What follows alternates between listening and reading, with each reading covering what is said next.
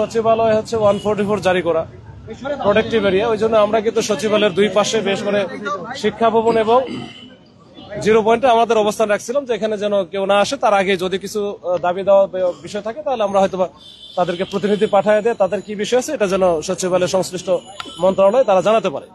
কিন্তু তারা ওই যে দেখছেন হঠাৎ করে অনেক প্রথম দিকে আমরা ফিরিয়ে দিচ্ছিলাম, কিন্তু পরে যখন হাজার হাজার চলে আসলো, যেহেতু শিক্ষার্থী তাদের একটা সেন্টিমেন্ট আছে, গতকালকের ঘটনায় তাদের সহকর্মী অনেকেই আহত, গুরুতর আহত, অনেকে নিহত হয়েছে। তো এই প্রেক্ষিতে আমরা কিন্তু প্রথম থেকে সফট ছিলাম যে কোনোভাবে যেন তাদের উপরে আমরা বল প্রয়োগ করার চিন্তা করি নাই। এবং দুই পাশ থেকে আমরা দেখছেন যে প্রথমে চেষ্টা করছিলাম ব্যারিকেড দিয়ে আটকায় রাখার, তারপরে যেহেতু আটকায় থাকে নাই তারা সচিবালয়ের সামনে আসছে, পরে তাদেরকে মানে বারবার আমরা কিন্তু রিকোয়েস্ট করেছি যে আপনারা সচিবালয়ের সামনে চলে আসছেন, তারপরে আপনাদের আমি কিছু বলবো না, যেহেতু একটা বিষয় আছে, আপনাদের প্রতি আমাদের সম্পূর্ণ সমর্থন আছে, সিম্পাথি আছে, আপনারা এখানে ধৈর্য ধরে অপেক্ষা করুন, যদি কি কি চাচ্ছেন সেই বিষয়গুলো আমরা কিন্তু সিলেক্টও করে ফেলছিলাম যে 7 জন ভিতরে যাক, গিয়ে কথা বলে আসুক, যার যার সাথে কথা বলা দরকার কথা বলে আসুক, অথবা প্রয়োজন হলে এখানে এসে কথা বলবে, সেটাও বলছি। RICL TMX, যুগের পর যুগ স্থাপনা থাকে মজবুত।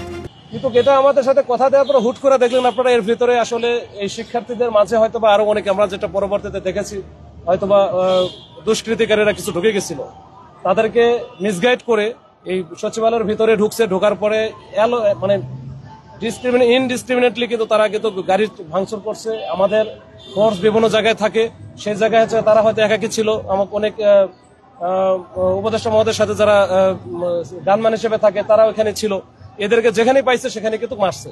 এরপরে আমরা তাদের ভিতরে ঢুকে কিন্তু আমরা ডিসপার্স করেছি, করার পর তারা বের হয়ে গেছে।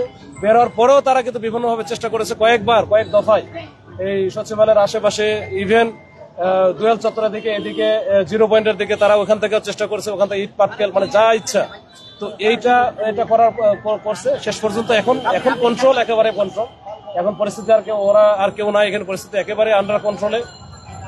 আশেপাশে হয়তো তারা ডিসপার্সে চলে গেছে। এটাই হচ্ছে এখনকার মতো সর্বশেষ পরিস্থিতি। আপনি বলেছেন যে পুলিশকে মারধর করেছে, আপনাদের কতজন পুলিশ আহত হয়েছে একটু বলবেন? এই মুহূর্তে আমি সংখ্যা বলতে পারবো না, আসলে আমাদের বিভিন্ন জায়গায় হয়তো বা তারা চিকিৎসা নিচ্ছে। আমাদের এক ইন্সপেক্টর বুলবুল নাম, সে প্রেস ক্লাবে থাকে, তাকে কিন্তু মানে গুরুতর ভাবে মারছে এবং এটা হচ্ছে ভাইরালও হয়েছে দেখলাম।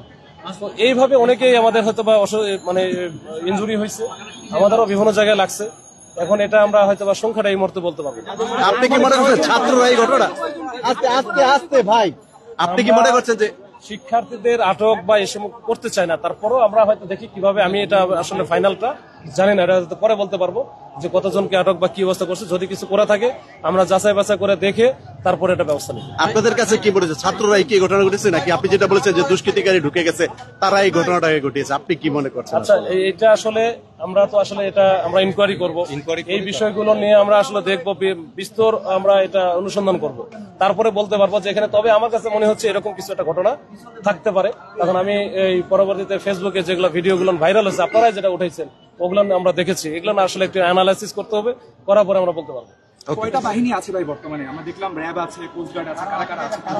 এখানে পুলিশ তো শুরু থেকে আছে, পরবর্তীতে বাংলাদেশ সেনাবাহিনী আসছিল, র‍্যাবও আসছে, এখন বিজিবিও আছে, আসলে সবাই আছে।